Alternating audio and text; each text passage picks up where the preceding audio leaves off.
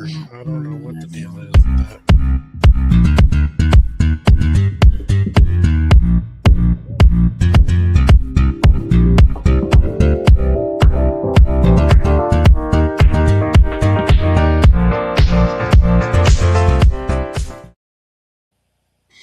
Good morning, everyone, and welcome to another exciting adventure as we delve into the 2026 year. And this is our episode 257. I'm one of your co-hosts, Brian Bacchus, and this is a Toni Talks segment, so I will be jumping off. I'm another co-host, Jamal Smith, and I repeat what Brian said. Welcome, everybody, and I will jump off as well. Maybe. Good morning, everyone. That leaves me, Toni, to talk. So they're not gone. They're in the background, running the show and doing some other things. But super excited today to bring to you Mr. Jarvis Emerson. It was supposed to be Elaine as well, his wife, but she had a conflict. So her name is up there, but she won't be with us. And that's okay, because he represents Elaine well. And if he doesn't, I will get on him so that he does. Hi, Jarvis. Welcome. Good morning. Are you in the office right now? Yeah, I am. And you work for the city of Pasadena, right? No, city of LA. Oh, city of LA. Okay. Right. I work with the, as a matter of fact, I work with the homeless population in Skid Row. Oh, wow. I didn't know that. Yeah. Oh, awesome. Thank you so much for that work. That's super important. Thank you. Yeah, and thank you for taking the time to be with us today. We had a quick call before this and we've been texting, but if you do need to leave a little early or something after we have our discussion, let me know. You could wave at me or you could just say, hey, I need to jump if something in the office, pops that you need to do, because we'll fill in the rest of the show with conversation and our announcements, which take a few minutes anyway. So I wanted to just introduce everyone to you, or you to everyone, and welcome you this morning. Tell you thank you again. And I know yesterday was 1 year. I don't know if you went to any of the events.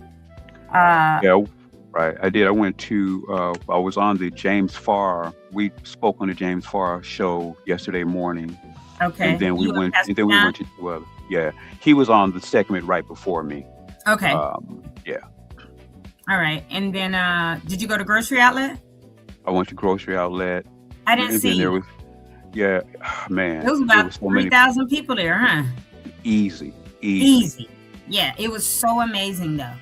Right. I thought it was a really, really good thing. And then I did not go to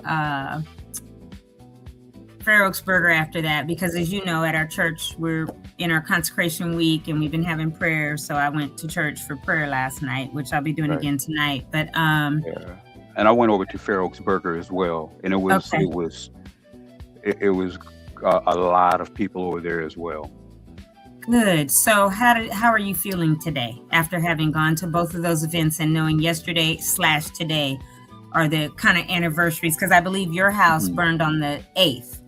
No, on if you went time wise, it was the morning of the 8th, but it actually started on pretty much like the 7th. So, we know the fire started on the 7th, but I know my parents' house on Wapello and Mount Curve burned about 2:30, 3 o'clock in the morning. It was gone. So then I know it went over that way. So you were later that morning? Right. Yeah. So we actually, very early in the morning on the 8th.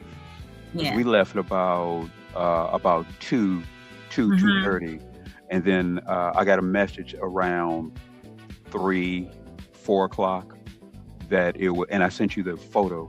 I mean the video of it gone. Wow. Yeah. It's it was something. So I know that all day during the day yesterday and even on the show, I was preoccupied with the shenanigans of us being. Somebody called me last night and said, you got subpoenaed by Congress? I was like, no, Brendan Lamar did. But we, got that letter saying, oh, you got fire aid money, like they're investigating and want us to prove why we got it. And there's a lot of lies in it saying that I applied for the grant and received the funds. I never applied for any grant.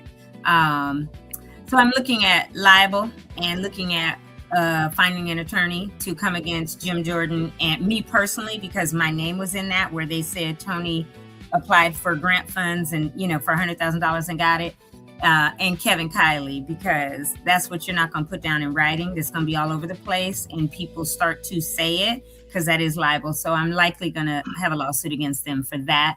But even just our foundation to say that, we shouldn't have gotten funds, and all of the organizations that they've singled out in this letter that these people on the Hill are doing are all Black or brown, Native American, Latino, and Black organizations. None of the Jewish, Asian, or white orgs that also got money, some less than us, some lots more than us. So it's shenanigans, and we were kind of on the show, we talked about that and we're really preoccupied with that. And then I was busy between physical therapy and a VA appointment yesterday afternoon and getting back. I had a call at 3:30 to like 4:20. And then I was like, I got to get in the car and go out there. So I literally got there like 5 to 5. And I took Little New York, got off the freeway, took Little New York up to Altadena. New York Drive. Right. I didn't go New York Drive. I did Altadena Drive and went across Midwick and then Mendocino, right? Because I was like, if I go that way, I'm going to be stuck in traffic. I know how to get in the cut, right? So I did that and got there. And I just parked in a driveway on the north side of Mendocino, very close to like 2 or 3 driveways in from Lake. I was like, well, hopefully they're not coming. Yeah. We already got a spot. We have a friend who owns or had a business right across the street from Edison, and so we just parked in her driveway, and Elliott? told her right across the street from Elliott. Okay. And told her if you come up and you see the car in the driveway, that's me. Just give me a call, and I'll come move it. But it was thousands of people out. It had to have been 3,000 people, easy. And then you were there. So Mark Mariscal was trying to get people to clear the way so the cameras could see and the people seated could see. And he got on the mic. He was like, well, blah, blah, blah, blah. He said, I really need people, Toni. I really need people to move. I said, then give me the mic. And I got on the mic and I was like, excuse me, your attention. And people moved because I really said it like with authority. I was like, these people cannot see, move to the west or move to the east. Because he said, move this way or that way. I was like, no. So they moved. And then afterwards, some of them sat on the ground right there. But we are going to honor the people that were the special guests or honored guests and let them see. And so I cleared it. But they went all the way back up to Mendocino in the parking lot. They were on both sides, plus the seated. Easy 2,000 to 3,000 people, easily. Easy. I don't even know what the count might have been, maybe more. But it was a absolutely excellent ceremony. They finished. It was supposed to be till 6:30. I think we finished 6:20 or 25. Right. And they said it's amazing. We're early, but all the officials were there. Jeff Prang, our county assessor, did not get up and speak, but he was there, and so was the DA, Nathan Hochman. Yeah, he didn't get up and speak, but I did go and speak to Assessor Prang because he was on the show in June, and he was like, "Yes, you're Toni." He recognized me as soon as I walked up to him, and I was like, "Hey, nice to meet you in person." So I said, "Aren't you running for re-election?" He said, "Yes, for June." I said, "Okay, I'm gonna bring you back on before then to talk about what has happened since we talked in June and to talk about your campaign." He was like, "Oh, I would love that. Thank you." So I'm going to work on that in the next, month. But I wanted to really bring you on because you did lose your home and you are in the rebuild process. And if I'm not mistaken, in about 65-70 days, you have a date to move home? Right. We're looking at about 75 days. That it should be completed and we should be able to walk in the front door. Certificate of occupancy. I need that text or call or when you see me at church. And I know you're going to do it anyway, but you're going to be like, Toni, this is the day. Come, when you get that. Because I will be there. We will film it, whatever. But I'm so excited for you all. So we have some pictures. I asked you to send me some pictures and videos, and you did, of your house in process. Now, you also sent me a couple of prior. I don't know if you want to show those. I only did one, but that we don't even have them. But I would love to jump right into the ones that this is what your process looks like. This is what the build looks like, because I'm excited about it. All right, so I'm going to start adding some photos to the stage, and if you can walk us through them one at a time, sure. I would love that. All right, this photo here is they were getting ready to pour my foundation for this one. They had put all my footings and things in, and then the rain hit. And I remember that. Yeah. Yeah, and so my lot was flooded out, and so that really held us up. What, a couple of weeks? Yeah, about it was about 10 days or 2 weeks, right? I remember about 10 days, right? Yeah. And then even from that, it was still so muddy. This was before the rain. Oh, okay. Well, let me go to that first. So this was, I think, the first photo, right? Right. So this is when they're getting, they are preparing everything. They're putting the piping in, running all the electrical lines, getting ready to pour foundation. Got it. So this is a lot of the prep work. The wood there is just like the footings of where the walls and things would be. Right, which gets pulled off once they pour that concrete, right? Right. Okay, right. And then this one is another view of it. Exactly, of the one you just showed. That's another. I sent you just different shots. Yeah, no, that's what I wanted. Yeah. Okay, perfect. Right. So then this is another view of it, and this is again prepping the lot for the footings and all the concrete, the foundation to be laid or poured. Exactly. And then this was when they were ready to pour, but then the rain. Then the rains hit, and so couldn't do anything but go up and just look and just say like, wow. Wow. Good. It really showed of just how much rain fell for all of that to be in there. That's amazing. Well, I won't say amazing like in a good way, but to see it, right? Like, oh, wow. Right. And then obviously you want to be able to say, okay, we break ground here and it'll take us 60 or 90 days or 120 days or whatever. But then when things like Mother Nature, right, happen, when life, and it rains or something else causes a delay, that's something nobody can control. And so you just have to kind of go with the flow and wait until not only the rain stops, but then it dries out again, right? Exactly. Okay. Exactly. So, and that was a process of about 10 days to 2 weeks between raining, stop raining, drying out where it was not so saturated that it was safe enough to pour the footings or pour the foundation and the footings and all that. Okay. Exactly. Now, because it could have actually been a little bit too muddy and too soft, and we didn't want to put that on and it sink. Oh yeah, it sink. So, right. Because then your foundation is uneven. It could crack. All kinds of foolishness, right? Exactly. So you have to wait and be safe. Now I'm going to show these other ones, but these are some ones that now have the roof on that are not the ones that I saw when the framing. You didn't send me any of the framing.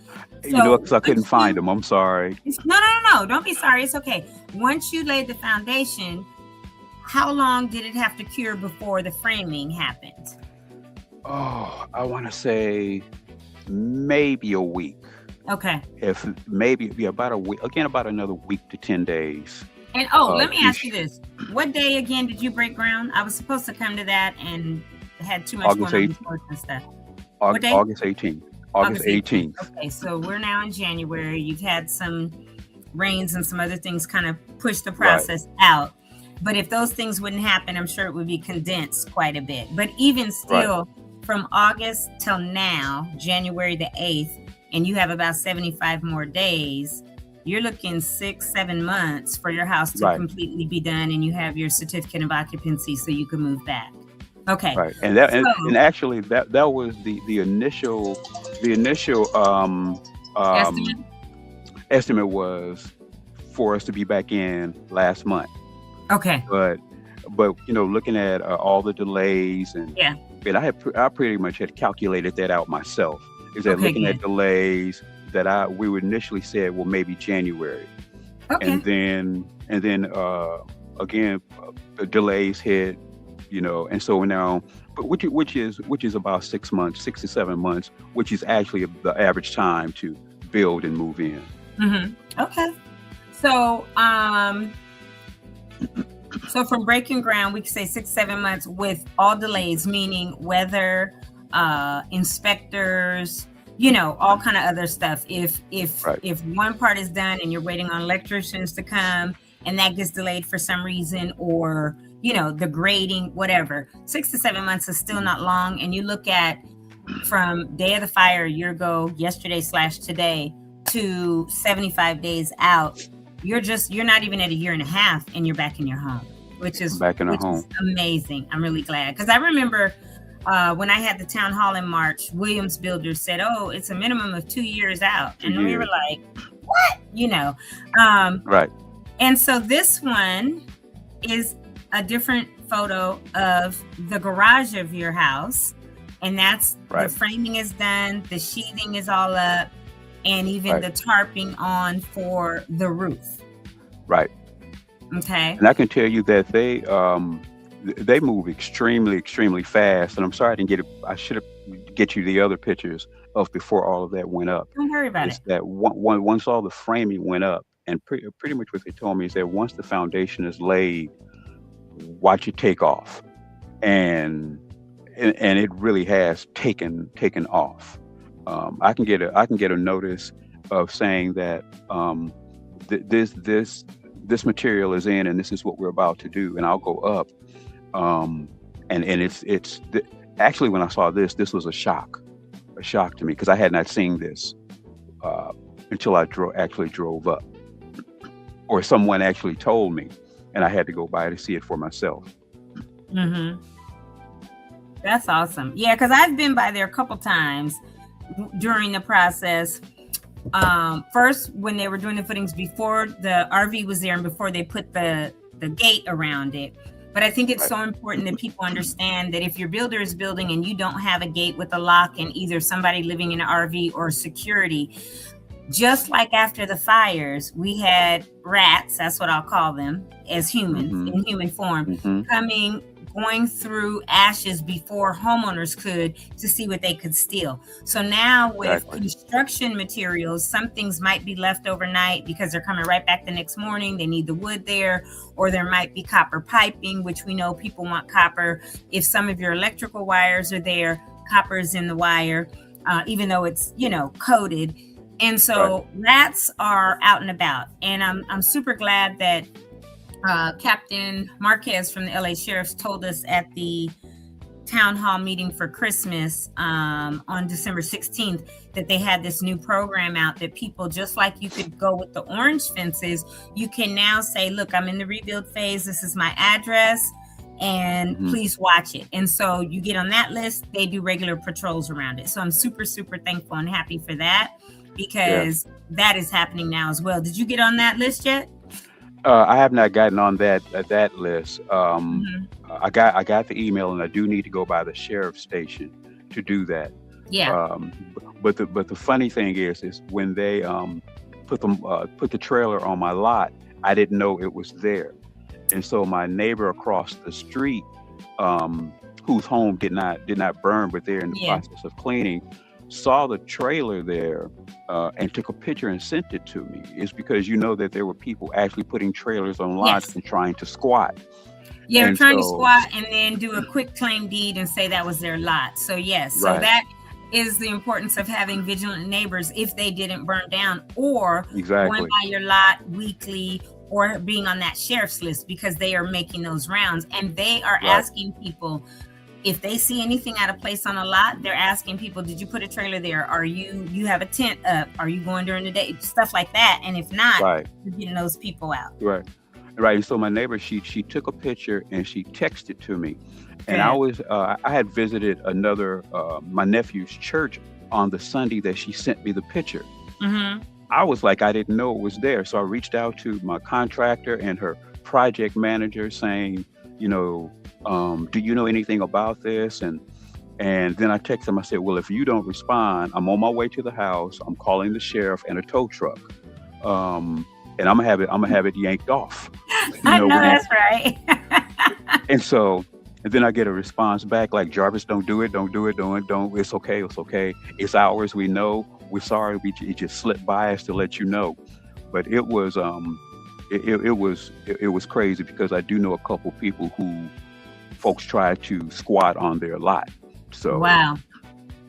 That's incredible to me that people are that wicked, that dirty, you know. So let's see, what was I going to ask you? Oh yeah, we're going to go to another picture real quick that is similar to this one, but this is a different view of it, and that's not on the side where the garage was, but this looks like, is it the back of your house, or what? That's going to be that's the back of the house. Okay. And so, wow. And so you see this is longer than your house was before, or bigger than your house was that I've been to. That's the way it feels too. Yeah, it does. It looks much bigger. Right. Maybe because it's just long, whatever. But I'm super happy for you guys. Yeah. So go on. I'm right. sorry. And so I can tell you, I'm trying to remember the first window. Toni, I can't remember. It's okay. That reminds me of that room in the back where I came and got the dresses from, what's her name when she comes over? Rosemont. Yeah, Rosemont. Then the Right. second one looks like a bathroom window or laundry room. Right. Well, actually, that may be just like a kitchen window, a small light for the kitchen. Okay, the next one is like, because we went to an open design. Oh, good. And yeah, because you had all the walls before. Right. And so the big door is coming off it'll be a sliding. Then if you see right over next to it, the next big one is coming off of my bedroom. Nice. And so and then a window and then a bathroom. Yeah, that's all the main in the back. And I see sliding doors there, sliding doors from the open great room, living room, dining, whatever, family room. Exactly. You can go out back. Awesome. I like that. And then now these are what I think are super neat. You sent us overhead shots too of it. And it looks like your neighbor behind you is framing up their lot, which is nice. Just started awesome. framing theirs. Right. Yeah, that's good. Last time I was up there a few weeks ago, I actually, maybe a month ago, I won't say a few weeks, a month ago or something like that. I passed by and I think it was the framing was done, but I literally, that driveway to the east where it's round. Right. That's that cul-de-sac type driveway that's where I turned around because I passed your house and I went to the furthest east part of the driveway and came back and went. And your neighbor that's down here in the corner in the pink color house was watching me the whole time. I was like, that's right. Be a good neighbor and watch, but I think that's super cool that you see it from, it's a drone photo, I assume. Right. I have a friend who is doing a documentary, and he just said he wants to document the progress of the house. And so I'm like, that's fine. That's fine. Awesome. And then hopefully soon I'll be able to send you, because I saw him yesterday, and he asked, could he do a drone of the inside? Oh, wow. And so he did that for me yesterday as well. That's awesome. And then this is another drone shot, but from a different angle, which I really like seeing it from and there's another slider, going out to the outside. Right. Exactly. What we did was with my sister-in-law who had a stroke, and so we moved her in with us. Okay. And so her room is right there, and so what we're going to do on that side of the house, we're going to build another patio area. Nice. And so she'll be able to come out if she wants to come out without having to come through the front. She can just come out of the out of the side. That is where the way you're looking now, you're looking from west to east. Correct. Going up Thurin and then making that right is on actual Pentagon. Right. That's Pentagon there. Correct. Yeah. On the front. Yeah. And that's the trailer. So what I wanted to ask you, I'm going to show this other drone type photo, and it's a little bit further back, but of it. And it looks like the people across the street are also either framing or clearing, starting to build or something. But I wanted to ask you, when did you find your builder? How did you find your builder? Who's your builder? And then we want to see, I want to know really what that whole permitting, sitting down, designing, whatever process was like for you all to get to this stage. Okay. Well, we met I met our contractor, Kendra Mays, when you held the builders town hall. March 8th. Right. And so just had a conversation with her. As a matter of fact, I had a conversation with about 4 of the builders there. Okay. And so the thing about her that I just loved is that before we even talked about rebuilding, is that we just had a real good conversation, just a real, just a talk. And so I told her, I said, I grew up in the household of where my father was an architect and a contractor. And so I didn't know that. I may not be able to build, but I can read. And I understand the lingo. So you can't just pass anything over on me. Got it. Yeah. And so I said, just like I'm talking to you, I'm doing vetting, and I'm going to go talk to everybody else. Absolutely. And the thing that I loved about her, she said, "Dude, go you. That's what you need to do. You go talk to everybody else." Absolutely. But I guarantee you will be back. She was pretty confident, apparently. Yeah, good. So before I left, I went back. I got her card, and we sat, and I just gave her a quick synopsis of what I wanted, and of what Elaine and I were looking at. And I would say maybe 2 weeks later, 2 weeks later or so, we had a Zoom call with her. And I love the fact that she followed up with everything. She was very responsive. She was quick. And so when we met with her, she just did like a real quick sketch of her thoughts of what it should look like. And so I was like, okay, but I don't want this. I don't want that.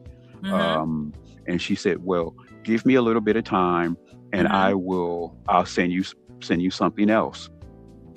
Good. About 2 hours, I get a resketch of what I was looking at. Oh, she said give a little time, and it was 2 hours. I thought that would have been like another week or 2. That's what I was thinking.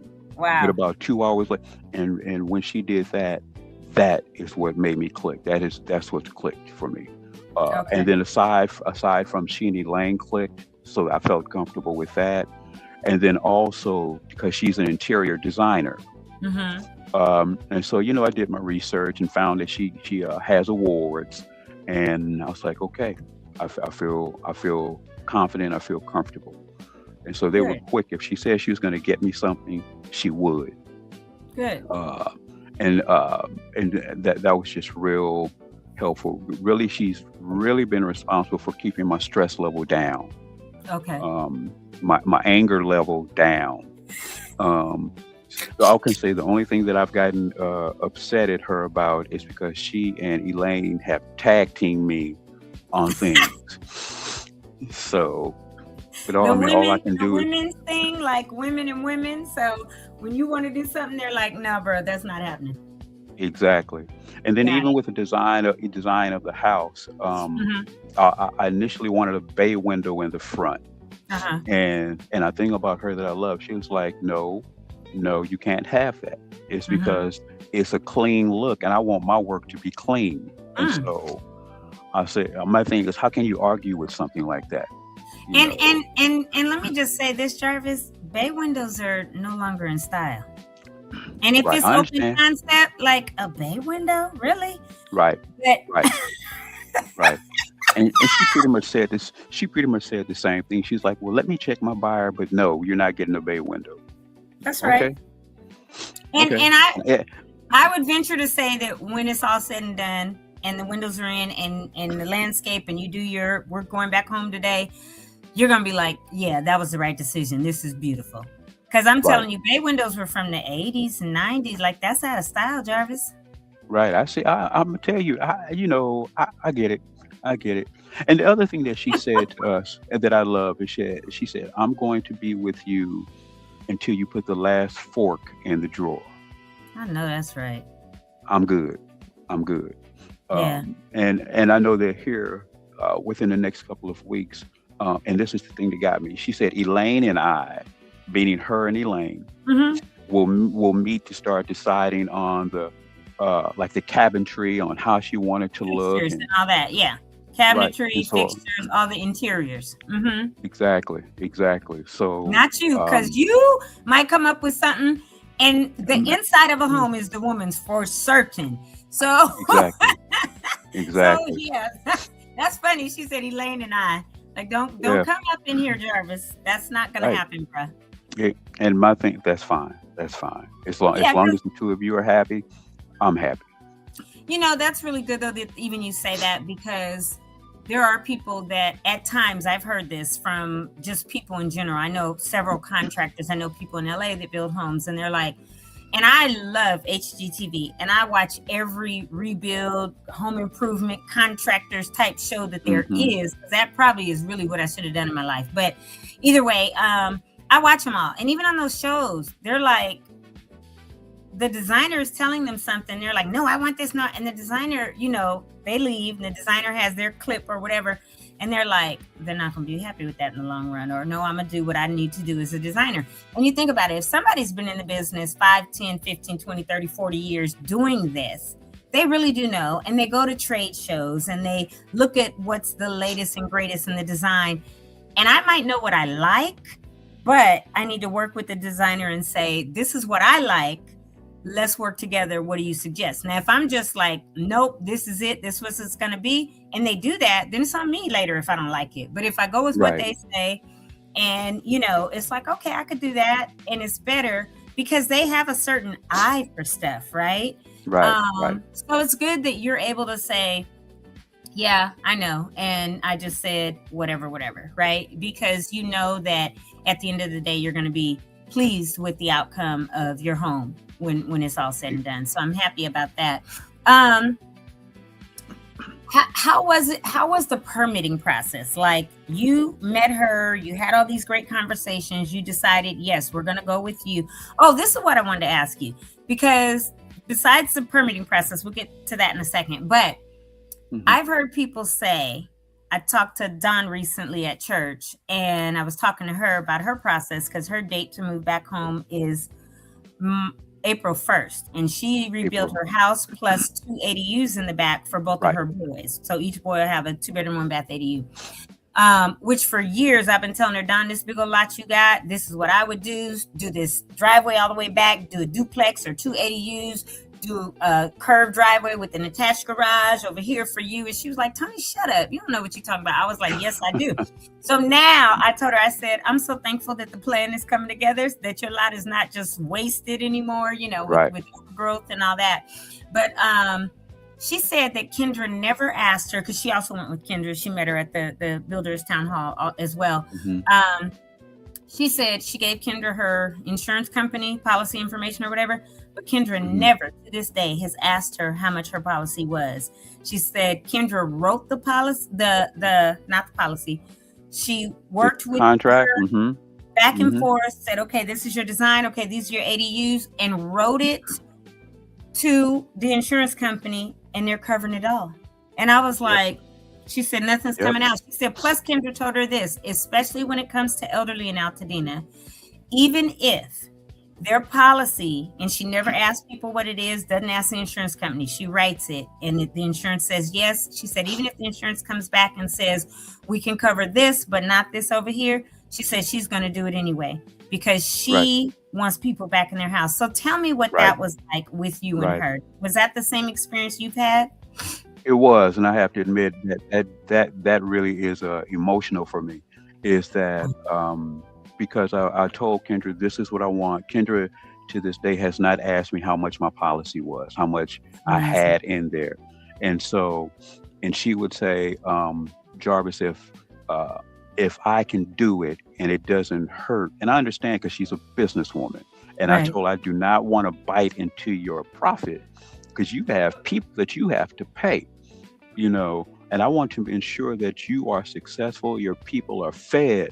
And so her thing was, well, we just gonna work to see what we can do. Yeah. Every single thing I've asked for, and I don't know what she did. I don't ask questions up to and including even with solar. She has said, okay, if you want it, we're gonna work it out. I'm like, okay. And so I go with what I don't. That's awesome. I mean, it's she and because one day I was driving into work and I called her And I said, I need to have a real heart-to-heart with you. And she's like, fine.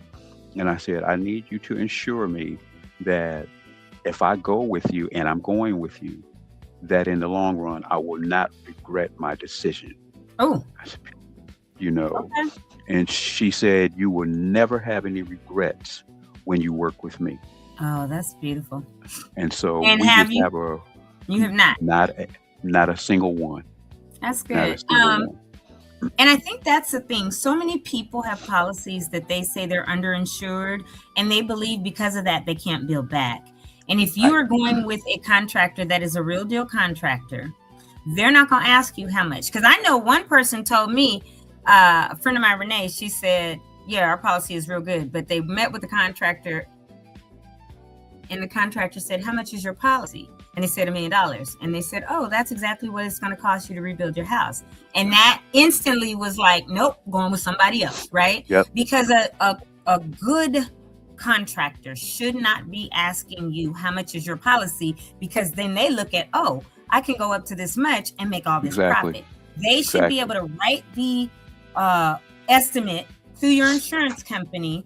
And what my understanding is, having talked to her, and everybody knows I love Kendra. This is not a show to endorse Kendra, but she's got a lot of clients in Altadena, and everyone that I've talked to so far is very pleased. There are lots of builders out there. What I would say to anybody watching who hasn't made a decision yet is have conversations. Go sit down with an actual builder, designer, construction contractor, whatever, and ask those kind of questions like Jarvis did and see what they come up with. Also ask, if they ask you how much is your policy, don't divulge it. And if they can't work with you because of that, you know they're not for you. They shouldn't be asking that.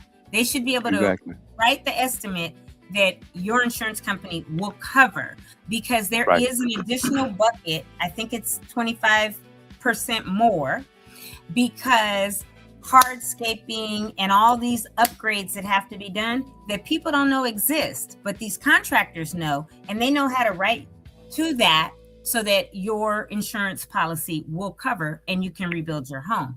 So that's the kind of contractor you want to look for, right? If they are not asking you what your policy is, if they're able to write that estimate so that it is covered, then those are the people you want to sit down and talk to. Also ask them if, and we talked about this a little, I think yesterday or Monday, and you may not have done this, but I know people who, I know one person who's from Altadena, his house burned, he's going to rebuild it. He's talked to Kendra, and he's asking other people this too. Hey, I'm a retired plumber. When it comes to the plumbing, I want to do all the plumbing, because that may save, 10, 15, 20 grand, right? And he's fully licensed, retired. And my understanding is, from talking to him, he talked to Kendra and she said, cool, you want to do your own plumbing? I'm good with that. You know what you're doing. She said, I might even need to use you for something. He's like, no, I'm retired. And then what if like somebody has a framer in the family that they want their family and their license? Will your builder, if you go to your builder and you say that, will your builder say, I'm good with that? Yes, if that's going to save costs for you because you might be underinsured or whatever, I will work with you and allow you to do that. My understanding is when it comes to plumbing, electrical, framing, sheathing, roofing, all of that, since it's a tight timeline from when inspectors come, because after every phase, the inspector has to come out. Right now, the turnaround is 2 days for LA County. From when they get the request, they're trying to get all these inspections done within, 48 to 72 hours so people can build their houses and get back home. But if you do that, if you are a trade and you can do your own work, and your contractor says, no, I need to use my people or whatever, maybe that's not the contractor for you either. Because if you are trying to save money and you are a skilled tradesperson and can do that and partner with your contractor to do that, I don't see why a contractor would say no. But that's me, right?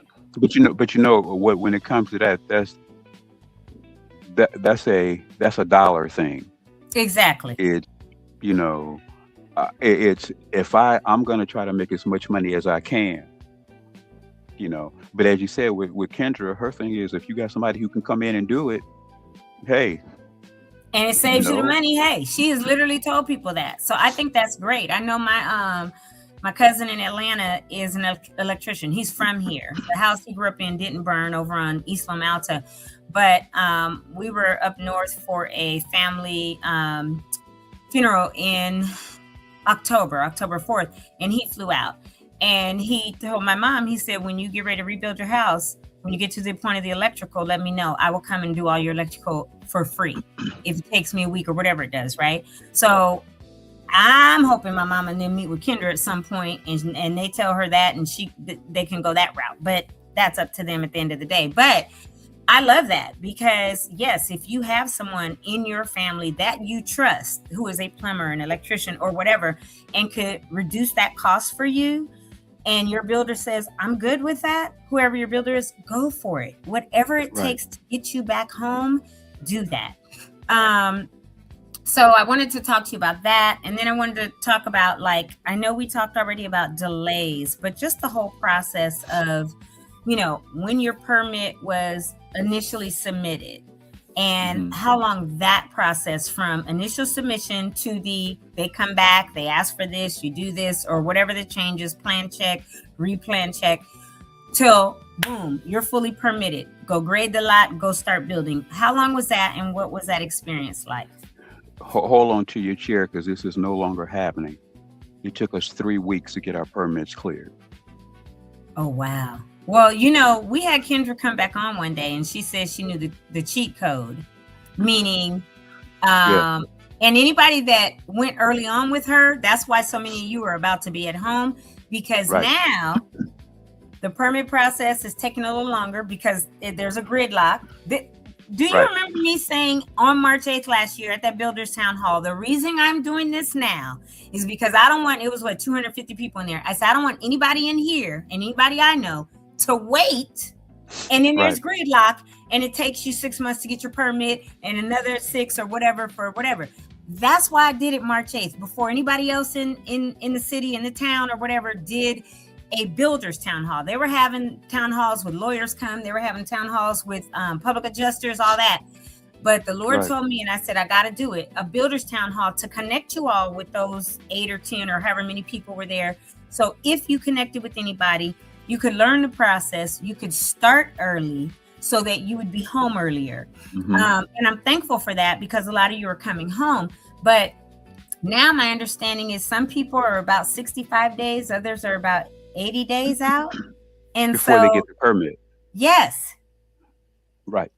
Because they've waited, and now everybody is putting in for permits, and there's not enough people to do plan check, permitting, and all that. And so there is some gridlock, and it's taking longer now to get permits. So I'm thankful. Do you remember on it may have been Sunday, New Year's Eve, of when Pastor John said we have to be careful of people who may be envious of us? Absolutely. You know, there have been people who have come up to me and asked, well, how did you get this? How did you do that? I've done it. And my response was, because I did not wait. Didn't wait and have the right contractor. Exactly. And and Kendra knows, the one thing about her that I like, she knows is that if she'll tell me if there's a delay here, delay there, my thing is let me call. And so we started really tag teaming. If I didn't get a good response, she was calling, or the architect was calling. So it was a thing of, you know, squeaky wheel, we kept oiling it. Yeah. You know, and so we got it. We got the only thing that I think was was upsetting to her, and she was a little disheartened because she had to call and let us know that the county came in unexpectedly and threw another test on us. And initially we were thinking this was, you know, way back, and she was saying, well, it may be about a 6-week delay where we had to do a density test. And so, and my thing is that, well, whenever they come out to test the ground, any inspector, I want to be there. Right. And so this particular guy came up, and I was there. It was just he and I talking, and had a conversation, and he looked at the lot. He did soil density. He picked up some soil, and he threw it down. And then the project manager came up. He said, I know you guys are hearing 6 weeks. He said, but I'm looking at this lot. I've looked at your soil. I'm gonna have you cleared in a week. Nice. Hey, And so, that's awesome. yeah, and so he did it. He did. We went through, and so it only slowed. It didn't even really slow us down. And so he said, well, I'll just be back for every 2 feet of soil that you bring in, everything that you do, I have to come back and test. Okay, right. So we cut that down from 6 weeks to a week. But the permitting, 3 weeks. That's good. I'm super thankful that 3 weeks was your permit. Again, it depends on who puts them in. I know one thing that she said, I had her come back on and she said, this is a cheat code that she kind of uses is they don't wait. They put everything they have initially, because I guess when you submit in the portal, you put something in and then they come back and say, okay, now put this. She puts it all. And then even if she doesn't have something, she will come back and as she's waiting on them to say what they need, she's constantly uploading because she knows what they need, right? And so I was like, oh, that's super smart, because then when they go in to look, they're like, oh, this is here. So it's not then a delay because there's an email back saying, oh, now we need this. She goes and does that. And then she said she just starts the case or whatever for each lot and just does everything. So I see that there is a question here from Nicole Buells that says, do we know why the county added that additional test? I've heard others encounter that too recently. The density test, I would assume it has to do with settling of the dirt and not wanting to have your foundation crack or whatever later. Is that correct? Exactly. What it is just it is to ensure that the ground is strong enough and that it's settled and that you actually have enough dirt, because you want it to be solid. You want it to be real strong and real settled, because you don't want them to put, like you see the size of my house, you don't want to put it up and the dirt can't hold it or the foundation can't hold it. And then years later, your house will sink or shift. Yeah, so exactly. It's, right. So, I mean, because when they initially grade the lot and they bring in extra dirt, then they use that compactor and compact it all down. Because if you just bring dirt and grade over it, but don't compact it, that dirt over time will settle from just being there. Like I have a garden, and every year I got to go buy new dirt, right? Because I plant, I grow my vegetables, whatever, but the dirt dissipates, it settles. And so I have to buy new dirt. So I can imagine the amounts of dirt for a house to be okay. Then you compact it, you bring more, you compact it, you make sure that ground is fully compacted and settled now, so that you don't have cracks in your walls and your foundation cracking later because it was not ready and the density was not there. Exactly. Because they brought in, now you see the dirt that's still there. Of course, that's going to be used to ensure, to level everything off. But if I'm right, I want to say they brought in about 20, maybe 25 truckloads of dirt for my lot. Wow. I know it was a lot. Yeah. It was a lot. And so they bring in dirt to ensure that everything is settled, everything is leveled off. Yeah. Thank you, Nicole. Yeah, she said she asked for clarity for others that it is needed, not a nickel and dime scenario. Yeah, no, that's something that you definitely want, because if not, you don't want your house in 5 years, that dirt shifting and settling, and then you have a cracked foundation or you see a crack in the wall. So, and then we live in earthquake country. And earthquakes happen here every day. We may not feel them because they're not a 3.5 or 4 or 5, but little ones. And as the earth shifts, because those plates underneath shift, that's what earthquakes are, then that dirt shifts. And so you want to make sure your contractor is bringing in the right dirt and making sure it's compacted and it's dense enough that when we get some shaking and rumbling, you're not going to have the cracks and all of that. Exactly. So let me ask you this, because this is something I've seen online lately. They came in and just took out tons of our trees. It's ridiculous how many trees that they claim were dead and really weren't, but whatever, because where the stumps are, the trees are growing back, whether they were deodoras or oaks or palms or pines, whatever. They just came in and just tore up. And a couple of people were kind of ticked because on one lot, a lady said they made them cut, or they came and cut 4 of their trees. Now the county is telling them, as their rebuild process, they have to add 4 trees to their plans, and they have to be approved. And that's another cost when their trees weren't dead, but they took them out. And so that is maddening to me. Did you have trees taken out, and is the county telling you have to replace? Well, one tree I wish they would have taken out is a protected oak. No. Right, that one in the back, yeah.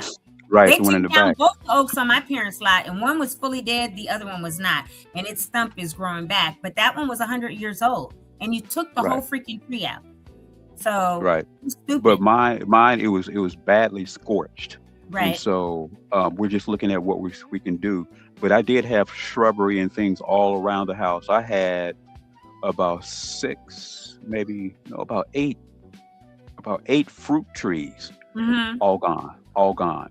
Wow. One, my lemon tree was badly scorched, but in that length of time, it started to sprout again. We were told we had to take it out, and so. Oh, did they say that was panic growth? Yeah. Yeah, that's bullcrap. But anyway, go ahead. And so it was literally growing back. All my shrubbery, everything is gone. Everything is gone. But that's part of your policy, gives landscaping, so you'll do some. Right. But I was just wondering if you had trees that were taken out that now they're telling you have to bring back, because a lady on the Altadena Facebook something, last week I read it, and she was mad because they took out trees and now they're telling her you need to put in 4 trees. And she's like, I can't get mature trees back. So I'm going to get, these little trees. And if you get the mature trees that sometimes nurseries are able to get, sometimes you put them in and they die because the roots, they're not happy with the movement, right? And they're trying to acclimate to the dirt and all that. And so I was just wondering for you, because someone else commented and said, yeah, they did the same thing to us with 3 trees. And now that's an extra cost and, stuff like that. So to me, I kind of feel like they were taking out trees because in the beginning they said solar was mandatory. So if they take out all the trees and nobody has any canopy, the sun can hit the solar. But now that it's not mandatory, they're telling people they need to put trees back. And it's like, you shouldn't have taken all our trees out in the first place. So, are there any other questions? I saw those. Nicole, thank you for asking the questions and even saying you asked to clarify, because that's really good for anyone that is watching or may watch later to have this information as well. So thank you so much for that. I just want to acknowledge some people that have logged in, the Pasadena Jewish Temple and Center. Don't know if you're still on, but thank you for coming on today. Nishan Dion, thank you, Nishan. Marcus said, I love seeing the progress. He said that early on, Jarvis, but for your house. Thank you.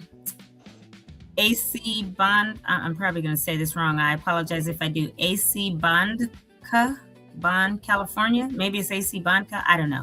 DJ generally has that on there. The Classic Ash is on. Thank you, the Classic Ash. You join pretty much daily if you can. We appreciate that. And then Cherie Moore joined. And Cherie Nelson Holmes said this in the very beginning. Good morning. We appreciate all the hard work on Altadenatalks. The show is very informative, not just with me, but obviously with Brian and Jamal as well. We are a trio and could not do it without each other, because the guys were doing it for 2 weeks without me being here. And I know people were like, when's Toni coming back? Because I just, I hurt my back in that accident and I needed to rest. And I really, towards the end of the year, was like, I need a breather. So for the last 2 weeks of the year, I wasn't on, and I'm tremendously grateful to the fellas for holding it down, which they would do anyway, even if I was never part of the show. But everyone knows what's going on in Altadena. Have a great day. We do, Cherie, and that is Sherry. God, I'm sorry, Sherry. I just said Cherie Moore here. Sherry, we do know what's going on. And yeah, those clowns on Capitol Hill have come for the wrong one, because I'm ready for them. That's all I have to say about that again. And then Trey Nichelle?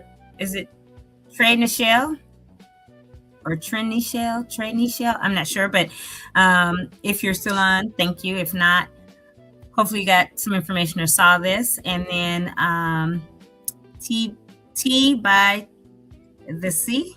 Maybe that's what it is, huh? Tea by the Sea. And then the Source LA joined as well, at least at the top of the hour. Not sure who all is on currently, but super thankful. And then Nicole came back and said, Mr. Jarvis, in your rebuild design, did you make any different decisions that helped with insurability or improved how the building performs? And were there any notable cost impacts? The only real big difference I made was I went to the open concept. But as far as my insurance is concerned, is that the one thing that helped with the insurance that is now a code is that we had to put the sprinklers in. And so how they positioned them around the house, it definitely helped with the insurance. They loved that. And now we're going back and forth about whether or not I can get my insurance lowered because I have an extra protection now in the house. Good. But you also did the home hardening, which is required. Right. That right. You didn't purposely go out and do something, but as part of the rebuilds, Nicole, everybody now, based on what CAL FIRE says has to happen with zone 0, which is how close plants and shrubbery and trees can be to the house and what kind, right. like fire retardant, that will be part of his landscape. And then the home hardening, right. meaning either the siding or, whatever it is, the right. eaves are now closed off, so no embers can get up in them. That's all part of the code in California now, which a lot of people right. that don't necessarily have that on their homes need to upgrade their houses as best as they can, but it's all part of it. So he also did that, but in order for him to rebuild, he had to meet those standards, which is the right. code. Right. Everything has to be everything has to be fire retardant. That's right. And then even with ours, they said even though it was fire retardant, it was still an extra coating placed on there as well. Mm-hmm. And that had definitely helped with your insurance. And there was no notable cost impacts. Again, because we were blessed enough to be able to start as early as we were. We got ahead of a lot of the tariffs that hit. And so the thing now that's impacting people is ensuring that there are enough material out there. You don't have to go into a delay on waiting for something to be delivered. Right. We had a tremendous amount of wood on my lot, even before they started the framing, so they didn't have to wait. It was already there, and that's why we have that trailer on the lot of the gentleman staying on the lot and the fence up. Now, was that trailer, did you put that there or did your builder put that there? My builder put it there. Somebody actually stays in it. The person who's staying in it, you don't know? I mean, you didn't know before now? Yeah, I know him. Oh, okay. I met him once they put the trailer on the lot. But I mean, and he came with your builder, from your builder. Right. Wow. Right. Wow. Right. And he goes around and looks at and checks on the other lots that Kendra is doing to ensure that there's no any theft or anything. That's amazing. And he's there 24 hours a day. 24 hours a day. Lives there until your house is complete. Exactly. Wow. I'm serious. That's amazing. Yeah. That's amazing. I hadn't even heard that about this particular builder doing that stuff. So I'm going to say that's impressive. I don't know, because I've heard people have to get their own trailers if they want to stay on them or whatever, but your builder did it. That's dope. I would hope that all builders know and operate that way, right? Because it's so important. Yeah. Well, we are already at an hour or 2 minutes before an hour. I'm super thankful to have had you come on. I don't know if there's any other, and did that answer everything for you, Nicole, about the home hardening and all of that to make it more insurable? There are some things out, Nicole, that aren't approved fully yet, like instead of having fire sprinklers with water, we demoed it on here. We were at a live demo recently, and it's the sound waves that put fire out almost instantly. Within 10 seconds, I believe it was. And if you want, you can go and look at that. So that is being presented to California, to the county, to the CAL FIRE, the chief of CAL FIRE, so that they can look at saying, yes, this is something that's good. And if that is the case, then, hopefully we can get that in, and it would be about the same cost as fire sprinklers. But insurance likes it better, because even if you were to have a fire on the inside and your sprinklers went off, there's still some damage. Sometimes your house is flooded, your furniture, they have to replace a lot. So the insurance industry loves the sound waves, right? That put the fires out. So that's not fully approved in the state of California, but that is one thing. And then I do know a company in Palm Springs that also does the coating. And even if your house didn't burn and you're not rebuilding it, like I have a house and I'm thinking about having that coating on mine. It's a clear coat that goes over all your stucco, that goes over your shingles or your roof tiles or whatever they are. And it coats it to make it fire retardant. And then your insurance can see that. Someone's at my door. 1 second. See that. And it could be that. Hold on 1 second, you guys. Jarvis, if you have anything to say, go ahead. And I would even say is that for those whose house did survive, and if you know of anybody who is still in their home, from an insurance perspective, I would highly advise you to take pictures of your home, take pictures of all of your contents in your home, and keep a running list of everything that's in there. The one thing we had to get to our insurance company, we had to list all of our contents. But being in the house for decades, you can't remember everything. And so I would definitely say make sure you keep a running list. Very, very important. Okay, I'm coming back. I apologize, you guys.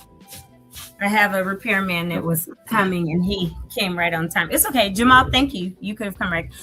Did you answer that one about, do you have any recommendations for those just beginning the rebuild process? My recommendations, it would be is make sure that you practice patience. Is because you'll want things to happen right away, and unfortunately, they will not. But also keep your eye on everything that's happening. Make sure you ask a lot of questions of your builder. And they have to answer them. And if it's something that you don't agree with, make sure you let them know, because you don't want to get into your house and say, "Ooh, I don't like this." Right. And in addition to that is, if you have any changes, I would advise you to do it before the rebuilding starts, because there is something that's called a change order, and you can get charged for that. So that gets submitted to the county, right? No, well, I mean, with your builder, you can get charged for that, and then they'll have to resubmit back to the county if it's a difference, if it changes your plans. Got it.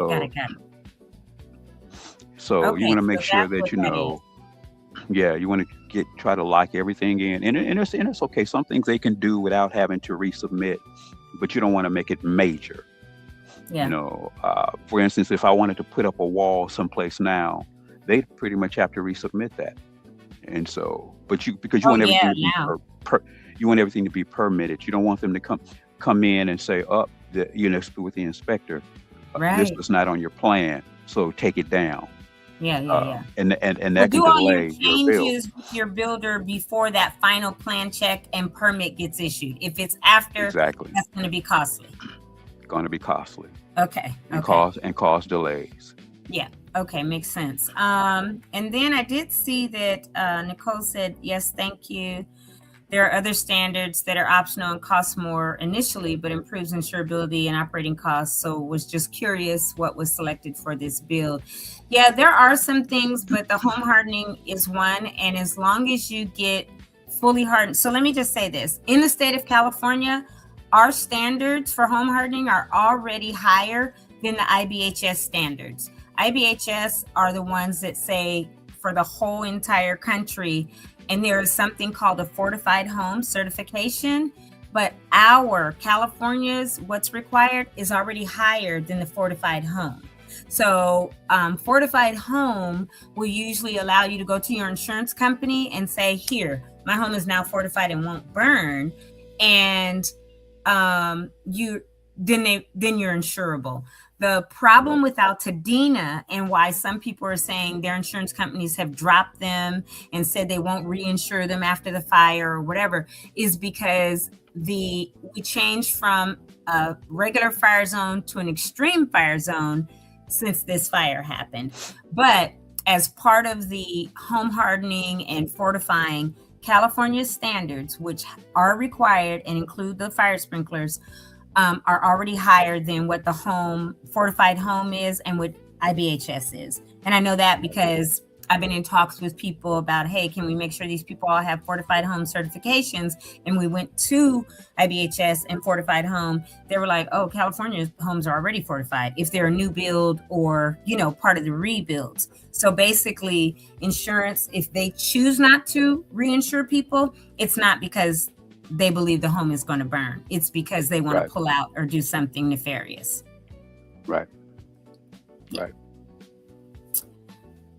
So hopefully that also helps, Nicole. And yes, there are always other options to, do whatever. But a lot of it has to do with that zone 0, which zone 0 is you can't have necessarily regular wooden fences anymore. They need to be like those plastic ones or whatever that are fire resistant, or the cinder block walls that won't burn, things like that. And then from your fencing onto certain amount of feet from your home, you also have to have shrubbery that will not catch fire and things like that. Otherwise you can't have it close. So when it comes to making sure you're insurable, it has to do with not just the building materials or the coatings or the home hardening, like stucco, which the fire retardant is in the paint when they do the stucco. Can you still hear me even though I'm frozen? Right. Okay. Or other things that are, going to keep you hardened, like siding, but we are already at a level that is above that. And in the very beginning, I remember when they were saying we could not rebuild we couldn't rebuild and have a fireplace. So that's no longer true. You can have a fireplace, but it has to be gas or electric. And in the very beginning, they said no more gas. Everything had to be electric. Well, plenty of people thought, I know I wrote letters for somebody that went up north. Governor said, okay, we can have gas still. You can have fireplaces still, but no wood burning, gas or electric only. And then in the beginning, they also said it was mandatory that everyone had solar. Now it is optional again, because when you're looking at cost of these things, you're talking between solar, all electric, and other things, that could have been another $80,000 to $100,000 that people don't already have. So if you're not going to give grants for that, how are you mandating that for people? So thankfully, our governor was reasonable enough to write these executive orders and say, okay, this is now optional, this is optional, and this is optional. So super thankful. We were hoping the sprinklers became optional, but they're not. And if somebody gets regular water sprinklers now and wants to convert to the sound sprinklers later, that can happen. It's a conversion that may, cost $15,000 to $25,000, but they're put in the same places that your water ones would be, and they're quite effective. I'm gonna, if there's no more questions, let's see. This person, Classic Ash says, how's the rest of your block coming? Toni, if you could put that picture back up of showing the top of my house and my neighbor behind. Absolutely. Hold on. Thank you, Jamal. Not that one. There's another. Yeah, that one. That one is good. Okay. As a matter of fact, that one's okay. Yeah. The house that's right behind me, they just started their footing. So all of that is relatively new, and they're about to pour the foundation on that. So that house is going up. There's a house that's around the corner. Their framing is going up. And that one across the street is the framing is going up. Actually, the house that's across the street, they had smoke damage that was so bad, they just had to go in and gut. So and so the owner said, well, we're going to take this opportunity to do a major remodel. Yeah. And so what you see there is that they're framing up a new room. Good. With that one. But everybody is moving along. And then if you look up to the left where the fence is, I saw my neighbor. That's another neighbor. I saw her yesterday. And they're in the process. They're going to do ADUs first, and then they're going to build their main home. So it's slow. And then, Toni, just an invitation is that on Saturday, our block is having a block party. Nice. So from 1 to 5. And so, just neighbors coming together. I'll be out in the area anyway, so I may stop through. Yeah, okay. So yeah, we'll be out there. Thank you for the invitation. I think that's great though that neighbors are getting back together doing those things, and then especially as they're rebuilding, because it's all about community. Like we said, we were at grocery outlets last night, and it was I say at least 3,000 people there. It was so incredibly packed, but that's what it takes, right? To say we're all in this together. We're all going to come back and support one another coming back, regardless of what it looks like or how long it takes. And we're all here for one another, because the hugs were freely flowing last night, and it was wonderful. Right. And they honored the 19 that perished in the fires, in the fire last year. They honored them last night. So that was wonderful to see all of their pictures and have their name, their age, and their street read off by each clergy member that had a photo. So that was beautiful. And then I saw an article in the Star News this morning that Governor Newsom and his wife, Jennifer, were in town yesterday and actually met with a bunch of those clergy members. And I downloaded the picture because our pastor, Pastor John, was in that meeting. So that was good that he was here and able to meet with them. And I guess later he went to something else and met with some fire survivors from both Palisades and Altadena. And it's important because if he can do as much as he can between now and next year when we have elections again, then that's really good, right? Because he's in through, I guess, 27. So we got to do what we got to do to get what we can to help our town come back fully and rebuild. So Jarvis, thank you for the time this morning. I know you are at work. I've seen people walk by. We'll let you drop off. Jamal will stay on and do the announcements, but thank you. I think this was so important for people to hear of someone in the process that will be home in about 70, 75 days. And I'm going to bring others on as well, because I'm super excited. And I think that as we continue through the process of rebuilding Altadena, we need to make sure that people know, have hope and know that it is possible, and get yourself a good builder that is not going to question how much your policy is, but is just going to write it and knows how to work with the insurance company to maximize everything and get you back in your home. Right. And I would say, Toni, one thing that I said when you stepped away is, if you know of individuals who home is still standing, is ensure that you take pictures of everything in your house. Keep a running list of all of your contents, because it's hard to think of the things that were in there for decades.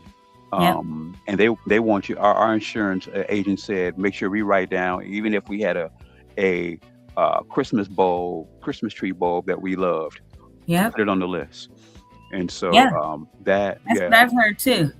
That when you bought it, if you can remember, like, I would love to be able to create or have one from somebody, and we say, hey, people, go download this from this link, right? Because we don't think about it until after something happens. And I still have a home standing, and Jamal does, and I've never thought about it. But you can bet I need to keep a list, and I mean everything. How many forks, how many knives, what kind they are, when I bought them. Because someone else, we have a video just came out yesterday from Ebony with me, Rhonda Carson, and Tiffany. Stacy. Is it Tom? No, her husband's name is Thomas. I'm forgetting right now. But anyway, with the three of us, and they talk to us about, what Altadena means, and go to our lots or our family lots or whatever. And Rhonda was talking about how she felt like she lost her dad all over again. He passed away years ago. He was with the Whispers and all this, and like his instruments and even his wedding ring and all that are now gone, and what that looks like. And then Stacy was saying her insurance company asked her for every little detail, and even asked for like the SKU number if they had it. They want the brand, the model, the make, all of that. And so for me, I know I have things in my home, like my juicer, and I know how much it costs and when I got it. And so now that I have the opportunity, because I'm learning constantly from what happened in Altadena, I have the opportunity to create that list and do that, because should anything ever happen, then I know I have a running consistent list of everything. Right. And Toni, what I'll do for you, I'll go back through and find what was sent to me that you can list, and it like it populates things for you. If you put in a price, email it, and that would be great. And then we can share that with people who live in a home or apartment or whatever that were still impacted because it was our town, and people, but didn't lose everything and weren't a total loss in a fire. And maybe that's something that will help us in being more prepared should we ever run into, a disaster, whether it's a flood, a fire, or whatever, right? We all need that. Exactly. Yeah. Okay. Thank you so much again, Jarvis. I really appreciate the conversation today. Have a great rest of your day at work. You too. And thank you for all you do helping homeless or the unhoused. The unhoused, right? Yep. All right. Take care. Okay. Take care. Bye-bye. Whew. Where are my guys? And you're back. Well, very good information. It's really nice to see the progress that Jarvis is having with his home and his block too. That's really cool. Nice to hear they have a block party. Yeah, very encouraging. Because I saw, yesterday they had all kind of different, coverage because it was a 1-year anniversary, and they were talking about how, in the area of Altadena, there's only literally a handful of homes that are, have been completed thus far. However, there are a ton in progress of being completed, and obviously there's going to be a lot more. In particular, this year they're going to be beginning the process and hopefully done, maybe by the end of the year or early next year. So it's really encouraging. Exactly what you said. I mean, if we could see a bunch of people back home this year, and by the summer, that's amazing. I know I talked to Jody, my parents' neighbor, yesterday, and I said, so where are you at? She said, I will probably have my permits late this month or next month and begin the rebuild. So she'll be home by summer, right? Which is great. And then there's another one, 1, 2, 3 doors down. They have their Rebuild Altadena sign up, and they're starting the process, and several on the block. So it's like several at the other end of the block that are grading the lots, and because I go up there a lot and I see, okay, they got the wood up, they're getting ready to start, for the foundation and all that. So permits are rolling out, people are coming back and not waiting forever, which is super important. And we need our neighborhoods populated, right? If we have people in their 20s, 50s, 60s, 80s, whatever, there needs to be a mix of people coming home so that you can look out for your neighbors, right? And yeah, I think it's super exciting to see how many people 8 are already, I guess, back at home, but others are in the last stretch or whatever, like this, 75 days, 80 days, 90 days out. That's nothing. We see how fast this 1 year went by. Exactly. 90 days is nothing.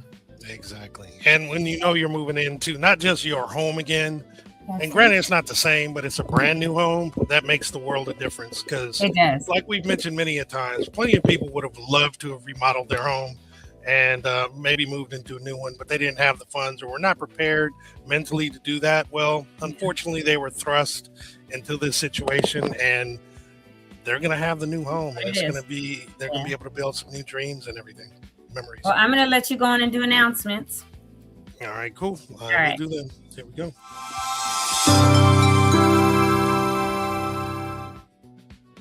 Alrighty, I'm going to start from the beginning today, and we're going to talk about the Altadena Community Center. They are available Monday through Friday from 9 to 4:30 at the Altadena Community Center, 730 East Altadena Drive in Altadena.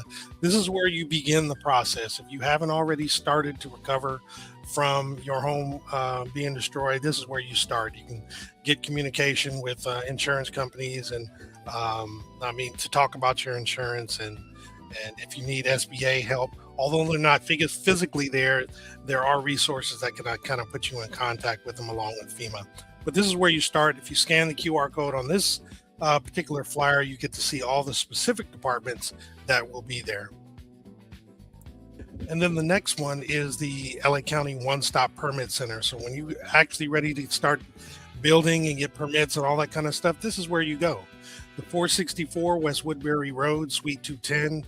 They have walk-in hours Monday through Friday from 8 a.m. to 4:30. You can also do a rebuild consultation appointment for individuals or small groups.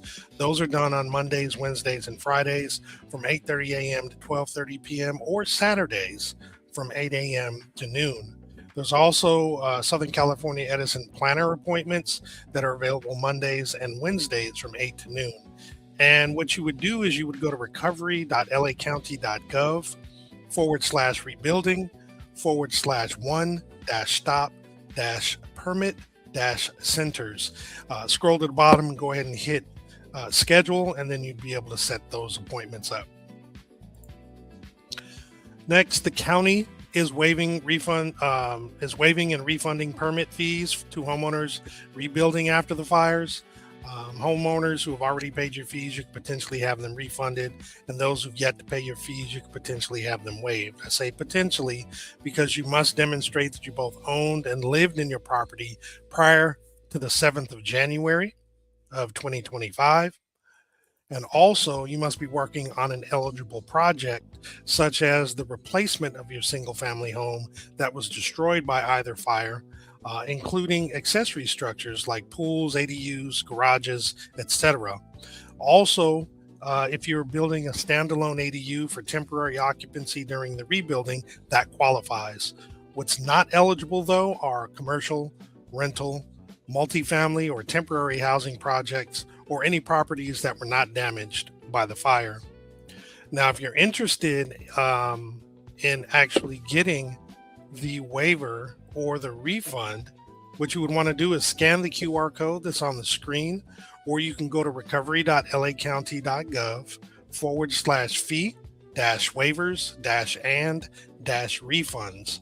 Once you go to this particular page, you'll be able to fill out an online form, and you can either print that and take it into the resource, the Altadena Community Center, or you can actually include it in an email and send the email to recovery@planning.lacounty.gov. The nice thing is you only need one form for all the departments, and you can actually take care of that. Or you can send it to One Stop Permit Center as well.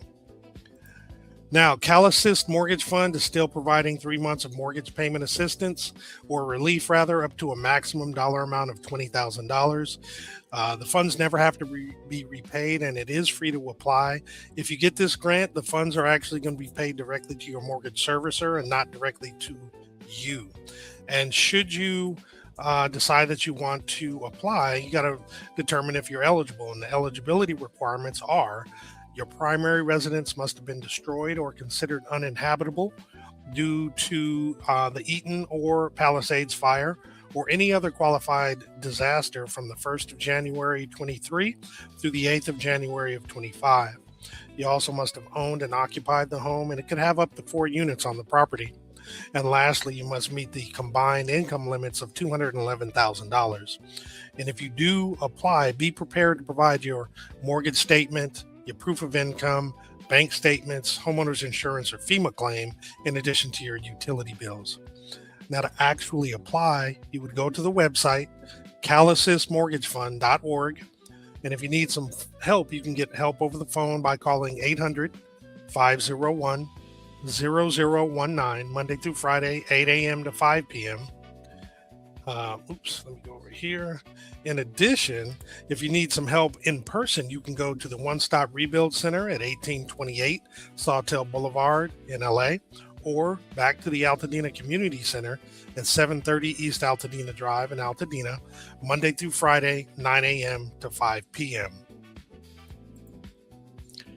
Now, My Tribe Rise still has their Adopt a Survivor matching fund drive, where they're they had already raised $500,000, are now seeking to raise an additional $500,000 in matching funds to reach their goal of $1 million in efforts to provide bridge funding for rent or mortgage coverage for up to 50 families. And if you're so inclined and would like to help donate and participate in this, please scan the QR code in the upper right portion of this flyer. And then today from 12 to 1, there is a Zoom event that is designed for reflective and forward-looking virtual awareness situation, where they're looking at the Eaton fire and commemorating it. It's put on by Planned Parenthood Pasadena and San Gabriel Valley. Also the YWCA San Gabriel Valley, Set for Life, and Eaton Fire Residents United.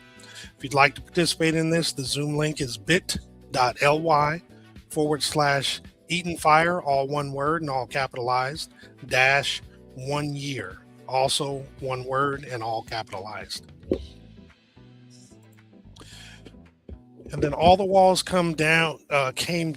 There is actually going to be a 1-year memorial screening. There have been multiple. I believe they started on the 5th and will continue through the 9th. But in this particular case, tonight at 6 p.m., Smart Post, there will actually be a Q&A and reception with Andy Timoner, and Heavenly Hughes, and it'll be moderated by Greg Barker. This is going to take place at 1642 17th Street in Santa Monica in LA. So if you're in the area and want to see the screening of All the Walls Came Down, please check that out in addition to participating in the Q&A and reception afterwards.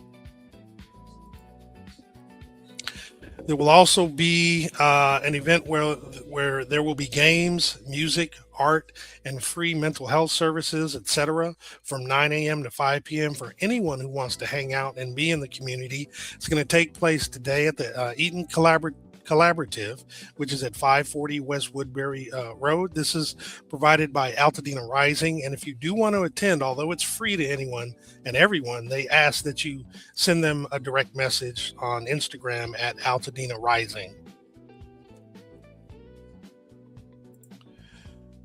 And then celebrating Altadena's grit and courage this Saturday on the 10th from 2 p.m. to 9 p.m. at Monopoly by Wine RX at 21 South El Molino Avenue in Pasadena. There'll be an event. So they're saying join us for a day full of wine, camaraderie, music, open mic, and prizes from our Playhouse Village neighbors as we gather to celebrate and commiserate with friends and survivors of the Eaton Fire.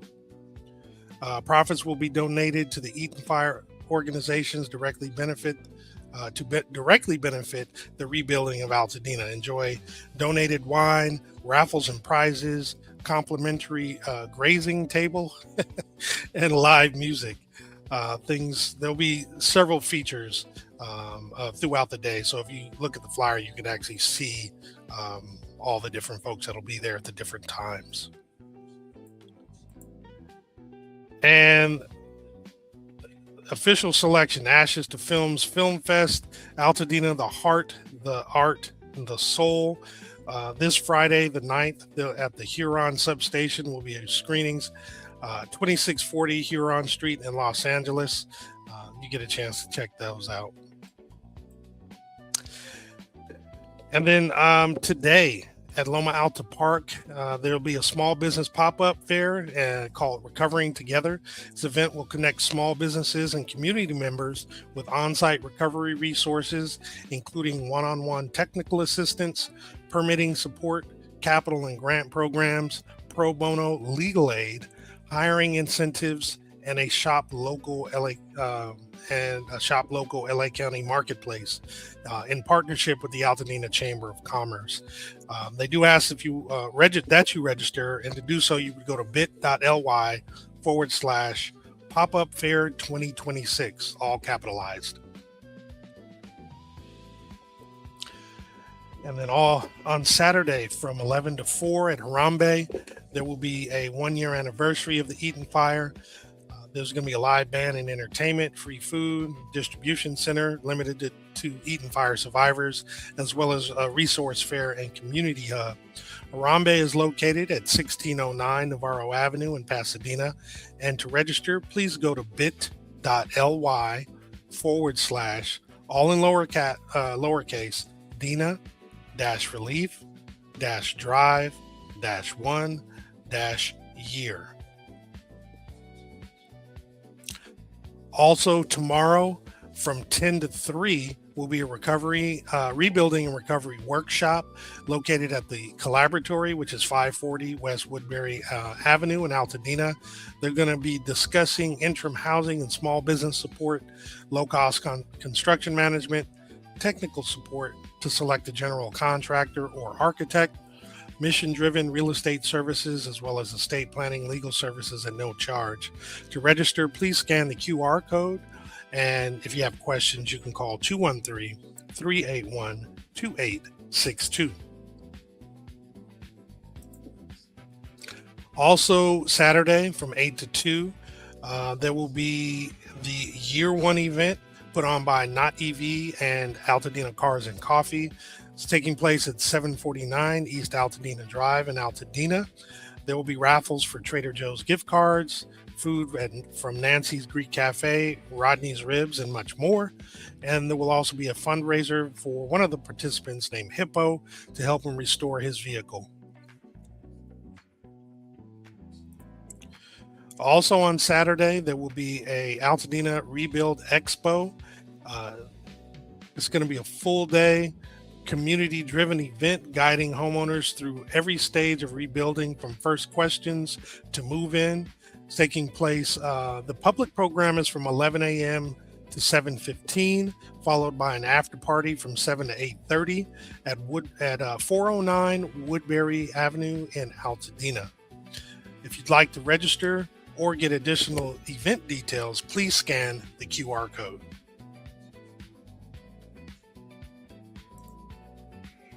And then Sunday, there's going to be the Altadena Candlelight Vigil. It's going to take place at the Altadena Town and Country Club at 2290 Country Club Drive in Altadena. This event is going to begin at 7 p.m. With the opening ceremonies, and at 6:30 there'll be a little beverage station. Also at 7, after the opening ceremony, or part of the opening ceremony, there will be a children's choir along with the Ben family, as well as community speakers. Now, there should be ample parking near the vigil and around the country club, but there will also be free shuttle buses to the vigil located at Lake and Mendocino, and those loading times will be from 6:15 through 6:55. So definitely check this event out. The events that took place yesterday looked amazing. There's a lot of attendees, and everybody's coming together to support. And I believe that this event will also be well attended. Now, on the 20th of this month, there will be Under the Stars, Voices of Resilience and Hope. It is a Tuesday from 6:30 to 7:30. It's designed to uplift the beloved Altadena. Join them for the event for the 1-year anniversary of the Eden fires. You'll see poets, writers, and community members reflect on memory, healing, and rebuilding. It's taking place at the Altadena Library's community room, and this is located at 600 East Mariposa Street in Altadena. If you'd like to register, you can scan the QR code in addition to getting additional information about the event. And Doors of Reflection. Doors of Reflection will be taking place from the 5th of January through the 12th. And they're bringing 4 doors to locations across Altadena, each with different prompts that invite the community to reflect on the past year. Our written message and memories shared on the doors form a living snapshot of our collective experiences. The locations of each of these doors are as follows. One will be at the Altadena Main Library, again, 600 East Mariposa Street. One will be at Fair Oaks Burger at 2560 North Fair Oaks Avenue.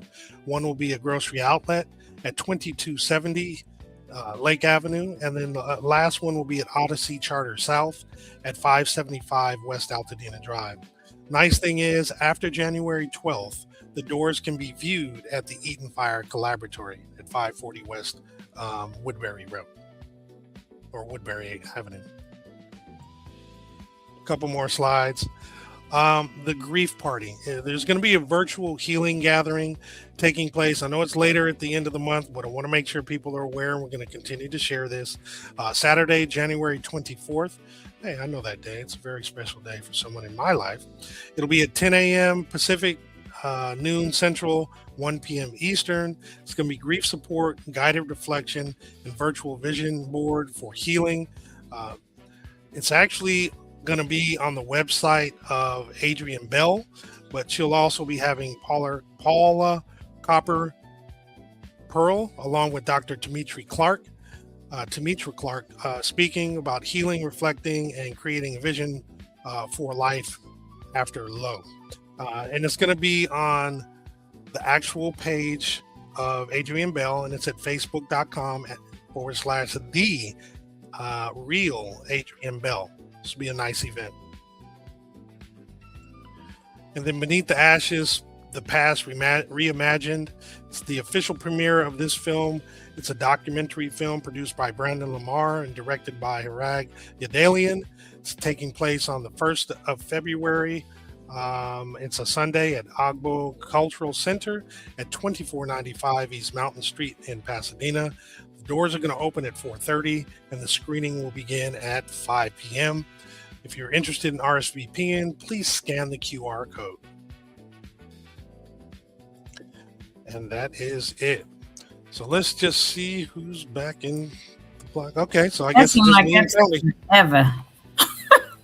Yeah, there were a lot. It was 24. Yep. Jeez. Well, after being on for an hour and 20 minutes, yeah, I can see how it would seem long.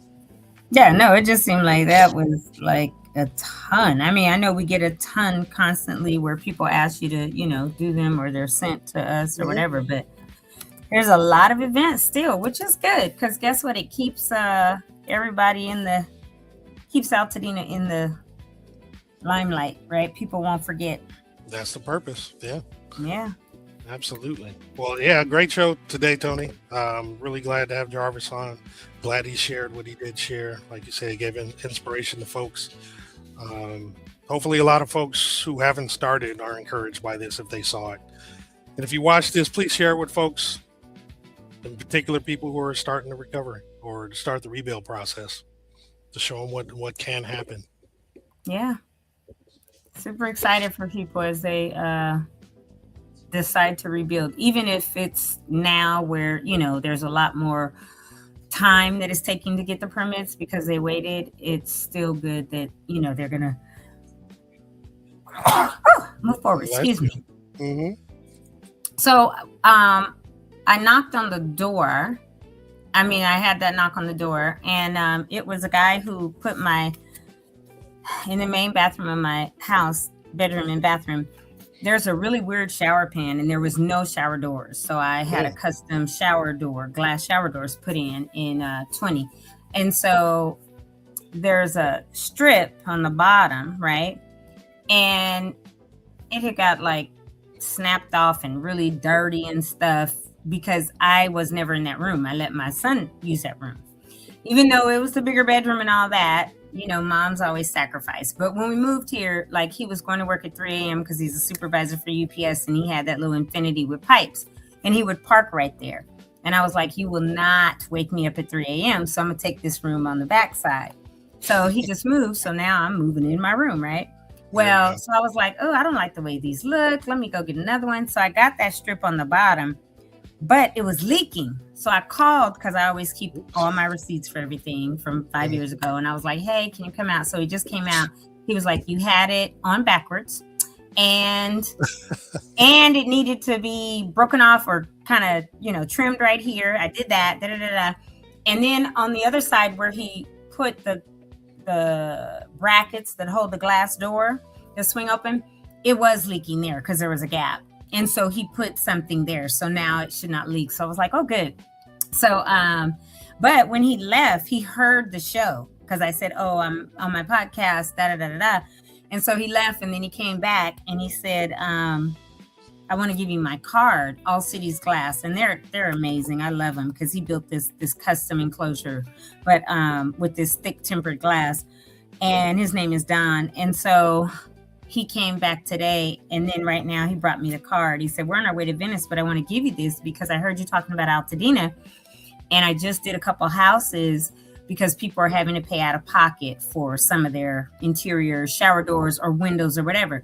So if anybody needs anyone from Altadena, I'm giving discounts to. I said, okay, cool. I'll let a couple of builders that I know have your information, but it's All Cities Glass and screen. Oh, I should have had him look at this screen I need. I'm gonna call him. Anyway, All Cities Glass and Screen, and he can get any size you need or whatever. Windows, screens, shower enclosure doors, all of that. They do mirrors, custom glass, wardrobe, patio doors, French doors, window repair, all kind of stuff. But Don's a good guy.